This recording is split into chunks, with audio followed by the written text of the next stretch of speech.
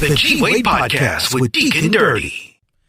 What's up, y'all? It's your boy G-Wade holding it down, G-Wade Podcast, and I'm kicking it alongside with my man Deacon. Dirty. And we got a very special guest in the building today. I met this young lady, I say about a month ago, a few weeks ago, backstage of the Praise Factor Awards season 14, and she shared some really great information concerning who we are as a people and where we come from and the things that we do not know. And I was intrigued. I dropped the ball a little bit because I was supposed to pick up the phone and call the schedule her to come in, you to come in, but you were gracious enough to text me and say, hey, what's going on? And so I'm so glad you did. And you're here today to talk about all the great things that you guys got going on. Pat Snipes is here. How are you? Well, thank you for having me. I'm doing fine today. How about yourself? Absolutely. I'm doing well. Thank you.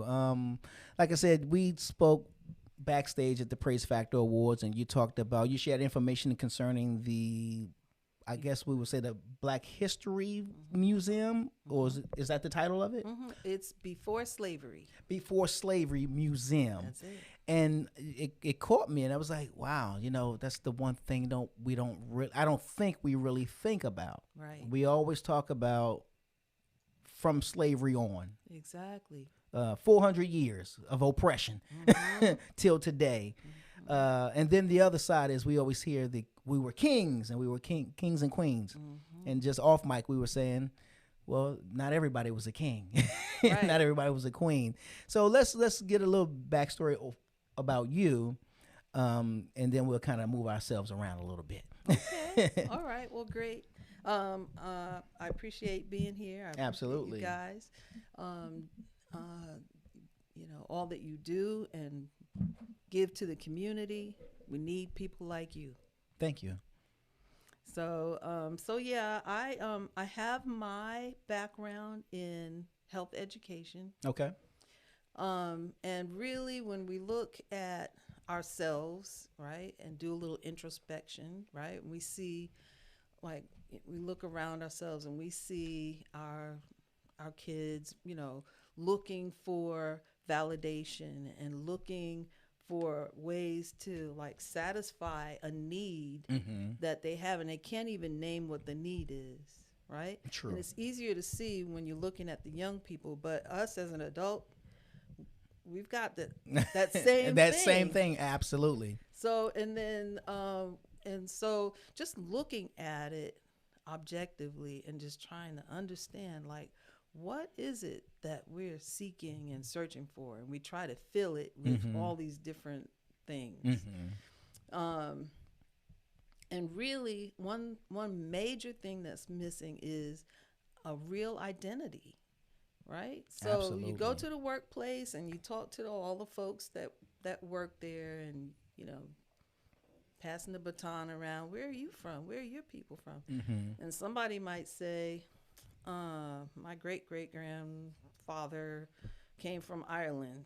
Oh, it's funny. I literally it was at the tip of my tongue to say Ireland. Yeah.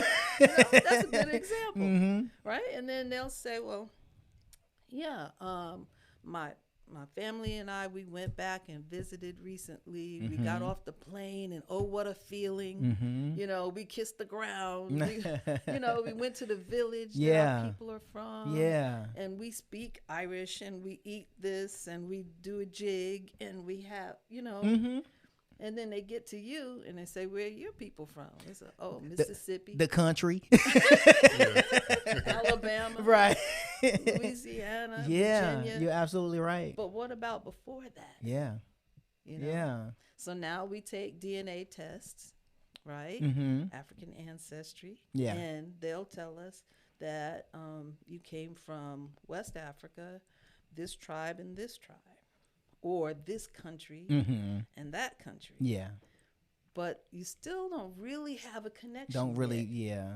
So that's what the Before Slavery Museum is really all about. Okay. So that we can walk through this experience, because it's more than just a museum. I consider it an attraction. You can walk through this experience and you can really connect with, oh, wow, that's the kind of food we ate. That's how we dressed. That's how we worshiped. That's what our societal structure was like. We had, this kind of government. Right. We had math. We had science. Yeah. We had historians. And people are quick to tell us that we embraced oral history and act as though that's the only history that we have. Right. But that's not true. That's not it. But why is that? Why do you think that? Because we were speaking off mic, that we start at the 400 years mark and move forward. We don't go before we were slaves. We don't talk about like you said, the math, and the science and the history and the tribes and this land before it was that, it was this, and this is how. We have no connection. I was telling somebody, I said, when I get the opportunity to visit Africa, I said I'm probably going to cry every day that I'm there, because I can't believe that, one, I'm in Africa. Right. That's number one, and then number two, that I'm in Africa. Right. You know what I'm saying? I'm and with an opportunity to connect to the motherland, but really I still don't have the connection. Like I wouldn't even know, outside of doing, I guess, whatever backgrounds that are necessary to find out at least some pieces of it, where to start. Like you said, your coworker would be like, I'm from Ireland and from this Providence and this part, and we ate this village. Food, in this village, and I'm like, have some. Kenya. You know what I'm saying? I don't know. Right. Yeah. So and then like connect yourself to that. Like, what does that mean to us? So like we had people who it was their life's work to pass on what happened before them. Yeah. And what kind of memories they must have had. Yeah. That's just amazing. Because if you can imagine getting downloaded information from your grandparents, and you're like, wow, so we from the South, that story. So imagine hearing the before story of who we were as a people. Like you said, the tribe, and that we were, I guess, generations from, and all that kind of stuff. That how mind blowing would that be? Right. Yeah. And fulfilling. Right. Because now you feel like you have a foundation. A sense of. Yeah. And so when you say African American, well, that's a whole continent. That there's 54 countries there. Yep. There's a whole bunch of tribes. There's a bunch of clans, like tribes. So there's a lot there that we're missing when we just say African American. Yeah. So what are some of the steps that we could take? One, like I said, to find out the before story. I mean, I know the museum is going to, I guess, lay it out and paint a really beautiful picture and walk us through of the before we were, but I know that's not me personally. You know what I mean? Which is still great, because we already know what we were after after slavery, barely, because we still walk around with a sense of who am I? Like, I don't have a story outside of DC. That's where I'm from, so my stories don't stretch far.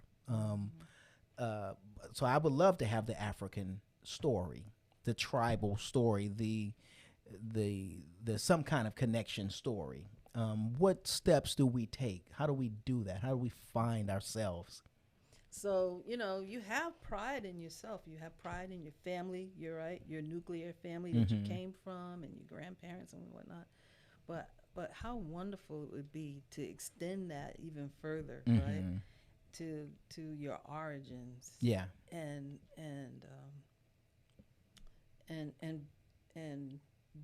the origin, where they came from. So in my own personal story, I did some genealogical research. Okay. Right. So I started with my dad, right, and I looked at his parents. Okay. And their parents and their parents. Gotcha. Until I ran into a roadblock in 1790. Really? which is pretty far. Yeah, for absolutely. African-American. Yeah. So on my mom's side, I didn't even get that far. Okay. But you can find records, and we're going to have a section at the museum in the resource center after you've gone, through all the exhibits and the shows and all of that. You come out in a resource center where you can, if you're already into genealogy, you can learn some pointers on how to go further. Okay. And if you don't really want to get, play in the dirt, you want to get somebody to do it for you, you can hire somebody to do your family, your own personal family research. But once you get to the slave ships, then what? What? Yeah, because we now have to do the transatlantic portion of it, exactly, and that's where we kind of, because it seems like our story kind of picks up from there. Of the millions of Africans that died crossing the Atlantic, transatlantic, and but we don't get to the other side. We don't know how where the ship started from, or barely, at least anyway. So what do we do when we hit that part of it? So beyond the slave forts, right, on West Africa, beyond that, before the Portuguese and the Spanish, and the British, and all the French, and all those different Belgian, all those different. I feel like, was Jamaica also a part of it? So a lot of people were taken to Jamaica. Yeah, okay. And it was governed by Britain. But on the West Coast, before they came and set up all of these forts and slave dungeons and whatnot, holding places, the people lived free, and people are quick to tell you, well, there's always been slavery, and black people enslaved black people. Well, yeah, if you get one thing from me today, please understand that, there was always such a thing as slavery as long as there have been people. But that is a term placed on something that totally means something different than what we went through. Okay. All right. So can you expound on that? Okay. Yes. I go to a job 9 to 5. And I get a paycheck. The paycheck allows me to pay my rent, pay my gas, electric, buy food, gas to get back and forth to work. That's what slavery was like back then.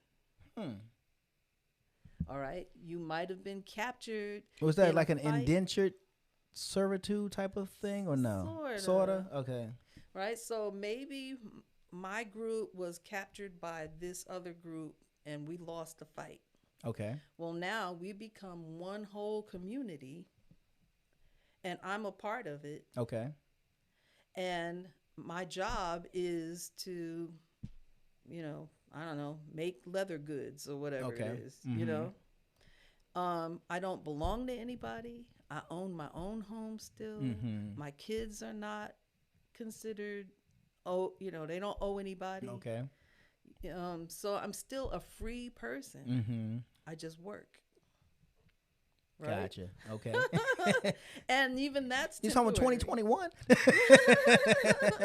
And even that was temporary, because after whatever the amount of time is, once that time period expires, then I can be my own, I could become a blacksmith, or I could make baskets or whatever in my own business. Gotcha. And not owe anybody. Okay. So, but when the Europeans came to Africa and stole people and took them to these other lands, colonizers,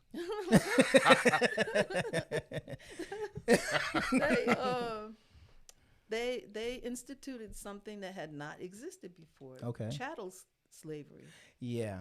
Where you belong, air quotes, belong to somebody. So you're now bought and sold. Property. Your property. Yeah. That wasn't the, what they called slavery before that was not the same thing. That's interesting. That is very interesting. Now, how was that? How did you all discover how did you get that information? Like, in other words, the two different slaveries, I guess. Well, I guess it's just a matter of, all the digging and the research, reading about the culture, about how people live, and then you catch the understanding.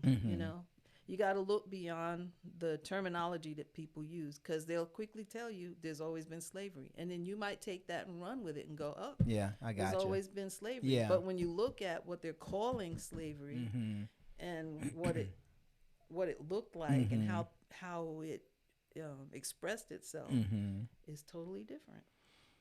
So, but not it wasn't a redefining of slavery. Was it just a repurposing of it, or would that sound right, or maybe not?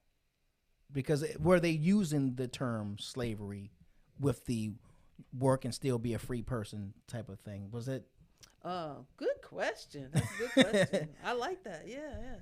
Okay, so first of all, it's a different language, right? Yeah. And then My mindset ain't even going there. I'm still talking English. You're right, though. Yeah. You're right. Yeah.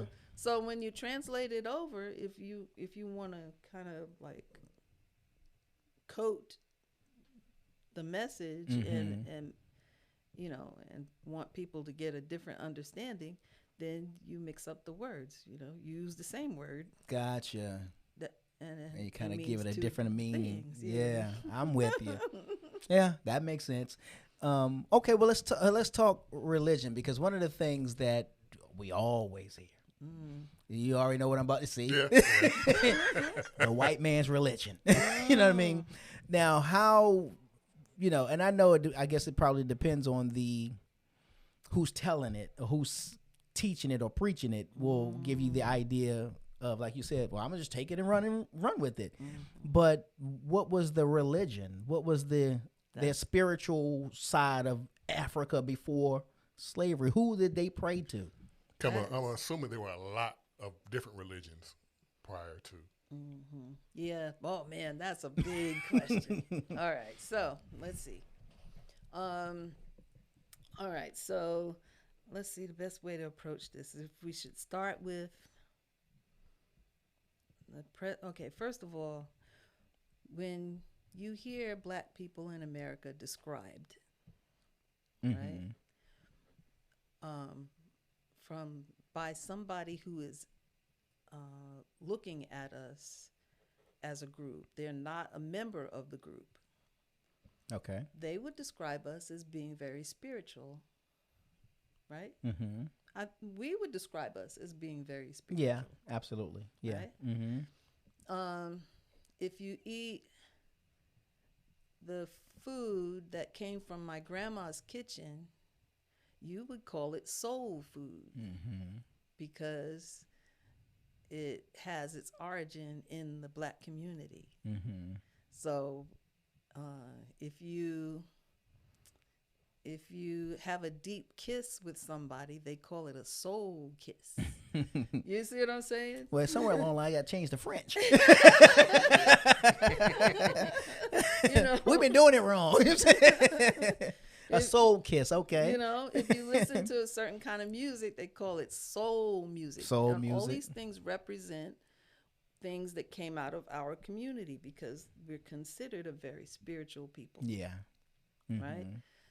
No matter what's going on in your life, you're happy about something, you're sad about something, you're angry about something, you're scared about something, your first place to go is a spiritual,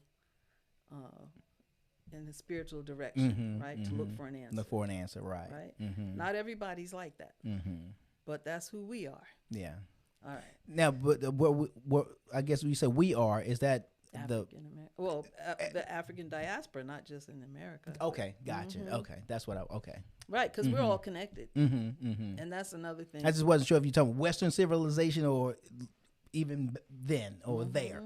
Okay. Yeah, in Europe, in the Caribbean, and here in the States, back in Africa, we're all connected. Okay.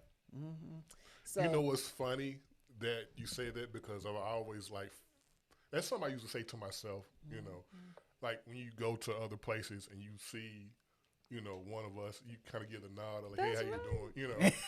I used to date somebody, like, do you know that guy? I was like, nah, it was just a vibe, For some reason, just that instant 2 seconds, hey, what's up, man? How you doing? Like, we all do it. Mm-hmm. That's true. That's me. I see. Right. Yeah. Right. Yeah. We're connected. Mm-hmm. So, okay, so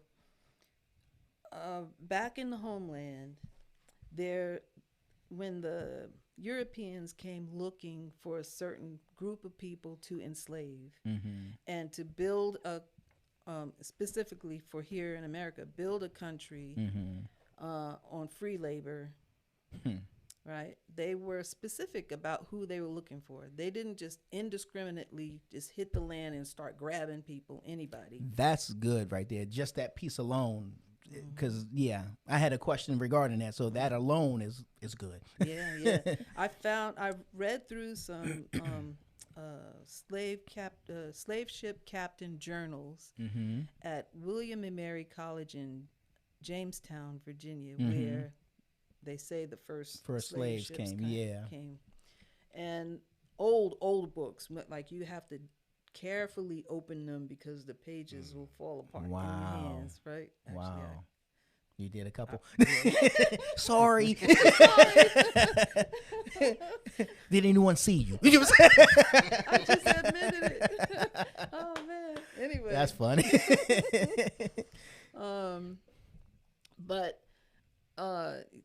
But you will find that there's a lot of documentation. They didn't really hide anything. You can find. So it's there, and it describes how, in some cases, they went totally out of the way. It cost them more money. It was more work. It was more difficult to get to specific people. And that really piqued my interest. All right. So if you go back to the continent, you'll find that most of us in the United States came from certain tribes. The Alcan people, who are like the Ashanti and whatnot. Okay. The Mandinka, which you watch those slave movies and they like they to always say, got the one big mandingo. Right. Yeah. The big black. Yeah. Right. Watch out, white women. Yeah. Okay, so those are the run down the list. Those are the tribes that most of us came from. People who were enslaved, most of them were taken to South America. So we're only a small percentage of the folks that were taken. But in any case, if you go back and you look at all of these tribes, you will find that most of them migrated into the area from Northeast Africa. Over hundreds of years. It wasn't like an overnight thing. Okay. So you follow the migration path.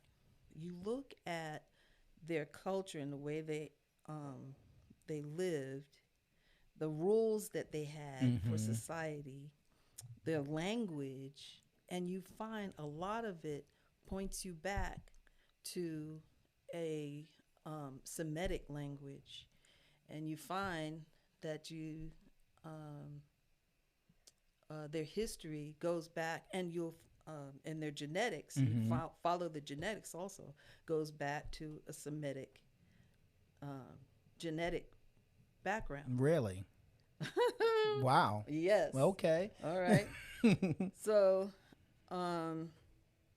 you also find that they did have writings.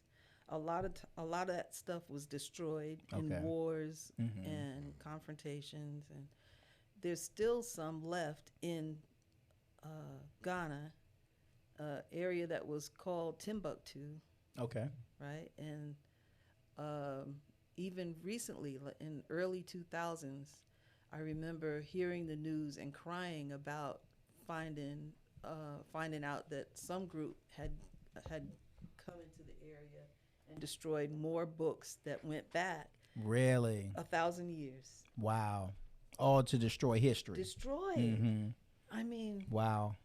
But that's why we don't know a lot of this information, because Oh, that's You know, foul. there was effort, Yeah. there was effort placed. Now, how true is it that Napoleon Bonaparte came over and shot off the nose on the Sphinx? Oh, okay. So if you look at those artifacts, the Sphinx, and almost every artifact from those times, you'll find that most of the noses are removed. They Was were- was that intentionally, and So- what does that indicate? Or Okay, so there's proof and evidence of high science, high math, high intellect in northeastern. It's all throughout the continent. So don't let it's all throughout the continent. Okay. But they focused on Egypt, and that had been a focus for, I would say, at least 2,000 years. When the Romans took over Egypt and not just conquered it, but infiltrated it, and they wanted to have as many children with the black women as possible to lighten the appearance of the people. They wanted the people to be, really? yeah. Wow. So It's a master plan. so Sheesh. yeah. So wherever the Romans conquered, they wanted every place where they went to become Roman. Okay, gotcha. They wanted everything to look like them, act like them, believe like them. So, yeah. Well, let me ask you this, because back it up just a little bit. You said that the Europeans set out and sought out. Why, one, who would have the wherewithal to know, let's go to Africa? Like, what did they know about Africans?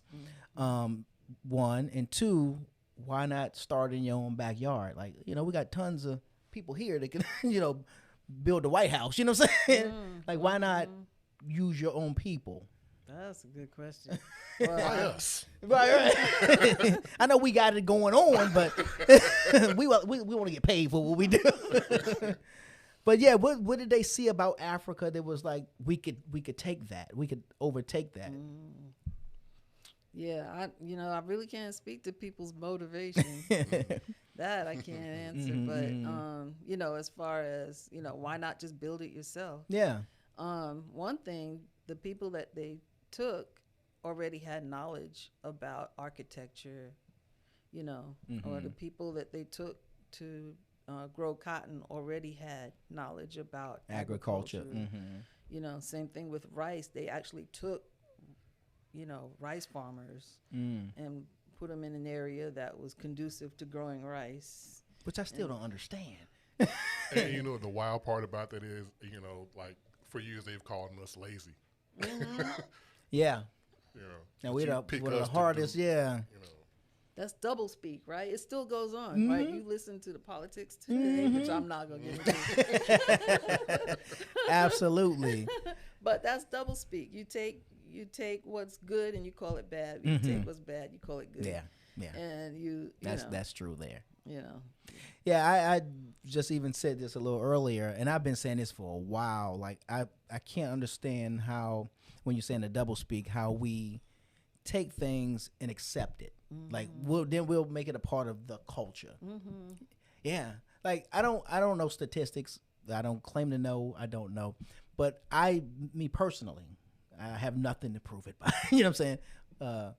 When I hear the word minority, and I start thinking, minority to me sounds less than. I'm not saying that it may not be lower in number, but I think when you using the word double speak, when you're using the word minority, you're saying something else to me. It's that's coding. so true. You know what I mean? Coding. I heard on Yeah. the radio yesterday. Yesterday, I heard on the radio that in the next decade, the minority population will be more in number. And then the way they said it was that the the oh wow, they used perfect double speak. They said, and it caught my eye. They said the minorities will oh my goodness, how did they say it? The minorities will no longer be. The majority will no longer be the majority. Mm-hmm. The minority will be. Mm-hmm. So, in other words, we'll still the minority, even though we'll be more in number. It's Gotcha. still the minorities. You So know? that double speak. Yeah. In other words, that's what I said. I've always said this for years. Like, I don't feel like that's what they're saying. You know what I'm saying? I feel like it's like, you know, if you, and I know in not in all cases, but if you say, if a white man says, "Oh, look at that boy run," he don't necessarily mean boy. Young child. He could also just use it as a euphemism. But and then some cases you looking at like, what did he mean when he said that? It didn't feel right when he said it. Depends on what part of the country he's from. It just depends. Yeah. So when I started hearing the word minority, I'm like, I don't think they're talking about numbers though. It don't feel like numbers to me. Could have been, like just when didn't you feel hear like. the news, they use the word urban. Mm-hmm. Yeah. Yeah, absolutely. And then we just adopt it. We go, oh yeah, urban. Yeah, urban radio and urban black. There's us. You know, we just take it on. And I say sometimes I think we got to stop just accepting every word or characterization or whatever it is that's thrown at us, and we be like, yep, that's us. Like, no, I think we're a lot more than that, you know. Mm-hmm. And again, double speak and coding and certain words they use to just keep you a certain way. I don't know. It's always had me. But when we learn about who we are, mm-hmm. then and we have that foundation, mm-hmm. maybe we won't be so willing to be blown to this side right, or that right, side, right. Mm-hmm. you know, by what anybody else says, because we'll be rooted in who we are. Mm-hmm. Yeah, no, I 100% agree. I really would like to trace my roots, go back to, you know, like you said, the tribe and the foods that we ate then and are probably still eating now and all that kind of stuff, for that sense of pride and fulfillment and self-awareness and all that kind of stuff. I grew up without my father, and I didn't meet him until 2010. He died in 2012. Wow. Now, it was like a year and a half. I said, but for that year and a half, I got everything that I needed from him. And I walked away like, yeah. Now I know, you know, I felt different. Yeah. So I can only imagine we as a people, whole exactly, going back and discovering who we are instead of being told who we are. Right. Because we only pick up from once we cross the transatlantic, you know, that trip. So, you know, they have that saying that the story is different according to whether you are the prey or the, you know what I'm saying? Absolutely. Like, are you the lion or you are you the prey? Right? Or yeah. you the lamb? The hunter? Oh, yeah. Right? Are you the hunter or are you the? Yeah. You know, so. I'm pretty sure there's a few lions that went back with a different story. Like, right. We got away this time. You know what I mean? Or Leo didn't make it. You know what I'm saying? Yeah, absolutely. I got one kind of similar, but you know when people say, "Give me a minute," you know, give me a minute, and I would always say, "Yeah, but a minute only is determined by what side of the bathroom door you standing on." Because if you gotta go, a minute, you know what I'm saying? That could be forever. Forever, yeah. That's a good example. So we walked through the Before We Were Slaves Museum. Is that what it's called, actually? Before slavery. Before Slavery Museum. How do we navigate through it? We obviously walking into the entrance and the vestibule? Are we kind of, I don't want to use the word, channeled through a certain way, or we kind of millie as we want? Yeah. Well, okay. So I want to tell you about that, but I do want to finish one more thing about the religion part. So a lot of times people will say, well, you know, where you come from, your people believed in, you know, all these different gods, like the water god, the thunder god, the this, that, and the other. Okay. Never heard of the water god before. Yeah, like the river god or whatever. Okay. You know, Okay. the thunder god, the fertility god, the this, that, and the other. Gotcha. Right. And so while yes, that does exist. That's for sure, even today. But as you go through these tribes and learn about their culture and their beliefs, you will discover that they knew that there was one almighty creator. Okay. They knew that. And they knew that they knew his name, and they named themselves in honor of the almighty creator. Okay. So when you go through the slave voyage database online, Okay. you can look through the manifests of the different slaves and their names, and it's amazing. You will find that many, if not most of them, have Yah in their name somewhere. Really? And that's giving honor to Yahweh. Yahweh, yeah. Wow. I know, I could feel that. That's dope right there. That was deep. You know what I'm saying? But when did it become... Oh, were you going to say something else? I'm sorry. No. But when did it become... How did it become the white man's religion? Like, when did we... Like, is the God that we serving in America the same God that they overseas? Yeah, was that him over there? You know what I'm saying? Was that Yahweh over there too? You know what I mean? That's good. All right. So you know the scriptures were translated, right? They were originally written in Hebrew, right, and Aramaic. All right. So the Greeks had the scriptures rewritten or translated into Greek. That was the first translation. Okay. And then over time, there were just like incorporating the Romans overtook the Greeks, and the Romans, like we said earlier, whatever they conquered, they made it like them. Look like them, yeah.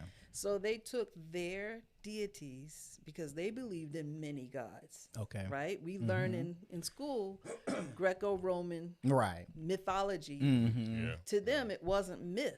That was real. It was a real to thing, them, yeah. Right? So all of this Zeus and all these different things, they ascribed. They took and ascribed it to the Bible, so they could rally the people around one religion. Gotcha. Okay. You know? Okay. So they took their Greco-Roman ideas and described it using the Bible. And, the rest is history. Wow. History, right? But originally it wasn't that way. It was and if you read the Bible, really, not just have it explained to you and really read it, and really take your time and pray about it and go, you will see that it's different than what it's presented in the established religions in Christianity. Christianity came from the Romans. But they used the Hebrew Bible to establish it. Wow. All right. So you asked me about the museum. So when you go, that was good. I almost wanted to say something else. I'm trying to. It kind of sparked another thought. Okay. So keeping in with slavery, and then you hear the stories of it. I know. Well, and keeping in line with the story, in line with that story, we hear white man's religion. Because they would take pieces of Bible that made it seem like this is what as slaves you're supposed to do, versus it's just a whole total different religion altogether. I don't know who was the person or people who came up with the phrase "white man's religion," but if you're saying, as you see here, if the slave owner is saying to the slaves, or I guess the black slave that was reading to the slaves, that slaves should be slaves because the Bible, whatever it's saying about slaves, like, so slavery ain't bad, you know. You know, I guess we slaves, you know. Like the Creator intended that. Yeah, exactly. Wow. And leaving out the first 5 verses before it and the other 10 after it, you know what I mean? But just focused on those parts. It only focused on, but if you obey and if you're obedient, if you do this and if you just build the stuff like it says, you'll be following God, you know. They're like, you ain't got to whip us though, you know. You know what I'm saying? I heard you the first time. I heard you the first time, right? Oh, man, that's powerful what you just said. So is that how it became the white man's religion? All right. You're like, that's where you want to go. So we had a guest on. We do webinars twice a month. We had a guest on, Dr. Theron Williams, and his book. He wrote a book. He wrote several. Okay. One of his books is called "The Bible is Black History," and in it he goes into deep detail and shows you that all those characters we read about looked like you and I. So when you read that book, those people were black people. And a lot of them wasn't originally named Mark, Matthew, Luke, and John either. That's right. Yeah. That's yeah. right. Remember that? Did I send you that text that said like something like "hold up"? I was talking about the regions of where it says where Jerusalem and Israel and all these countries. I think you did. The continent that they sit on, which is Asia, and I was like, I went into a deep dive. I was just, let me just hold up, and I just kept going further and further, and I started texting. I was like, to a couple few of my friends, and I'm like, but that's on this side, but right over here is Africa, and if Jesus is from Jerusalem, and we say that Jesus is a man of color, okay, but that could be this, whatever color is, but I'm sure they probably refer more to black or of African descent. Right. But if Jerusalem is in Asia, how, Sway? How is that possible? Yes, it's on the coast of. If you look at the tectonic plates, right? Mm-hmm. Oh, that is shifted. Right. If you look at the tectonic plates, you'll see that the land that they call Israel or Palestine is on the same plate with Africa. Interesting. Yeah. Okay. I stands corrected. You simplified it. Right. Blow me over with a feather. So the Suez Canal was dug and blasted in order to make a waterway so that trade would be easier. But even that, I read, is only 60 feet. Is it 60 feet wide? So that's why, recently some ships got stuck in there. Really? It's very narrow because it's a man-made waterway. I mean, they blasted through the land to make a waterway. Wow. So Israel is still connected because it doesn't go all the way. It's still connected. Israel is connected to Africa. So you bring up the Messiah. When Herod was killing all the baby boys because he was afraid that a political king was going to rise and take his place. That's what his he had fear. Right. So he said, okay, we're going to kill all the boys. That'll, protect. That'll learn you. And where did Joseph and Mary go to hide? Where did they go? Didn't they go to Egypt? Yeah, Egypt. Yeah. All right. Is Egypt or is Egypt not in Africa? Touche. That is correct. And this is way before the Romans conquered them. So they were all black folks. Now, how do you hide in Africa if you're pale? Just something to think No, about. I'm thinking. I done thunk it now. Makes total sense. Wow. Why did Joseph's brothers not recognize him when they went to Egypt? Right? Because he looked just like the other Africans. Wow. Okay. Okay. More history. Wow, that's good. But anyway, when you get to the museum, you're going to start out on a slave ship. Oh, Wow. You walk up on a slave ship. really? So is this like a what you call Yeah, it? you walk up a little A plank. plank? Okay, yeah. Uh-oh. Not What's on the other side? Of this? Oh Lord. Sounds like a Jordan Peele movie. That's funny. and you learn a little bit about the Middle Passage. Okay. But that's just so you have a starting point, because the whole thing really is about what happened before that. When you step off on the other side, you are in 1600 in a little village on the West African coast. The sun is shining, the birds are tweeting, and, it's Oh just wow. like, and you will you'll learn a little bit about the Ashanti people, Okay. and so on and so forth. And you can walk around, you'll see kiosks where you can learn about all the other tribes that we came from. And then you just keep going. You see the migration maps, you see how the people moved, and all the resources are there because we didn't make any of this up.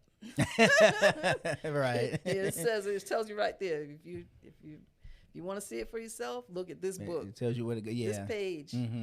Wow. But is it? Are you doing it? Is it happening in some kind of a chronological order to walk you through it, or you can kind of go in and out of order if you choose? Nope, there's one. It's there's walking one you. way. Okay. And you're going further and further back in time. Dang. Yeah. Wow. Oh, I can't wait. So when is that groundbreaking? When does that happen for the museum? And it's here in Atlanta, It'll right? be here in Atlanta. We're working on getting a building right now. We've got 2 buildings in mind, and we're hosting all kinds of events to raise funds. Okay. And the funds are specifically for the building right now. Okay. Because all the contents are developed already. We've got storage where all this stuff is. And a lot of it is electronic now, because it's a lot of interactive stuff. Gotcha. But we'll be hosting an event very soon on Sunday, October 17th. It is our first charity gala, or what a gala. Where you from? It's going to be a lot of fun. Twanda Black is our MC. Yeah. So, it's going to be good. Oh yeah. And so where is that taking place? That's going to be at Taylor Bronner Park. Okay. On Atlanta Road in Smyrna. Okay. All right. Beautiful venue. Really? Yeah. Black tie event. It's semi-formal. Semi-formal. Okay. So you can be a little relaxed but still feel dressed up. Okay. Right. How do people get information, purchase tickets, and that sort of thing? Good question. On our website, it's beforeslavery.com. Beforeslavery.com. Get all the information about the gala or gala, depending on where you're from. Milkshake is going to be there. Do you know Milkshake? Milkshake. Jazz. Oh, the jazz player? Yeah. Oh, have I heard that name before? Yeah. I can't say that I've heard any music, but the name just sounds familiar. Okay. Milkshake is going to be there. Ascendant Jazz. Okay. Quartet will be there. DJ Samuel. Okay. He's going to be Awesome. And so if people want to find out more about Before Slavery Museum, where do they go? How can they support it outside of the gala? All the information, social medias, all that good stuff. Okay, you got good questions. All right. So there's a lot of information on our website, beforeslavery.com. So Okay. you can get a ticket there for the event, and I hope to see you there. Yep. Let's see. You can also be a founding sponsor and have your name in the wall in our resource center. Wow. And so for $200 donation, your name will be inscribed in the wall of the museum. Nice. So, yeah. And then at the website, there's also like little tutorials in a way, I guess you could say, like little presentations that show you like, well, this tribe originated from here and around from this period to that period. Most of the people from there were taken to Louisiana, or from here they were taken to Virginia. Okay. You know, Wow. So a lot of information on the website, beforeslavery.com. Wow. Wow. We're on all the social media. We're on Facebook, Instagram, Twitter, YouTube, and in each place you can either find us as Before Slavery or Who Are We Exhibit. Gotcha. And one last question I meant to ask you. Who's the founder? Who developed this, came up with this idea? Who are the founders? All right. Okay. So this was an inspiration. I don't like to claim credit for it. I'm just like the hands and the feet. You know what I mean? I just woke up like this. That's what I do. Right. So yeah, this is just something that. So what you're saying is you. It's me. Nice. But there's a whole organization behind me. It's the Vibrant Health Association. Okay. And, you know, starting with that whole perspective about us needing to be whole, you know, mentally, physically, emotionally, spiritually. Yeah, absolutely. In every way. So, wow. Now, did Dr. Gates have any input in this project? No, we've not really been in touch with Dr. Gates. Okay. Well, that was good. I'm intrigued. I was intrigued from the moment you mentioned it to me, and I'm looking forward to the groundbreaking, the actual when it just all because I want to be in there. I already have a small list of people I'm going to take. Just right, yeah. And when see, you come here, we going this is here what you first. must do. Yeah, that's funny because I'm from DC, and I would always get on people. Because you know DC, all the museums, the White House, the monuments, all. I'm like, how do you live here and never been down there? Wow, yeah. When people come from Europe, Africa, Right. Germany, Ireland, just to see this, and you live across the street and you haven't been there. So yeah, I have my list of people that I'm gonna bring to the museum because I'm sure it's gonna be amazing, and I'm so looking forward to it. Yeah, absolutely. It's gonna be amazing. Looking forward to seeing you. Yes, and I certainly appreciate you coming through and sharing this information and opening us up to a little bit more about who we are and who we should recognize ourselves as. And I'm sure this museum would do just that as well. So thank you. Thank you, gentlemen. Appreciate your time. This was good.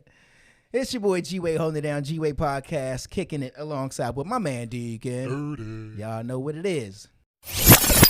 The G-Wade Podcast. The G-Wade Podcast. Bringing you the cool interviews, the hot topics, and all that other crap. The G-Wade Podcast with Deacon Dirty.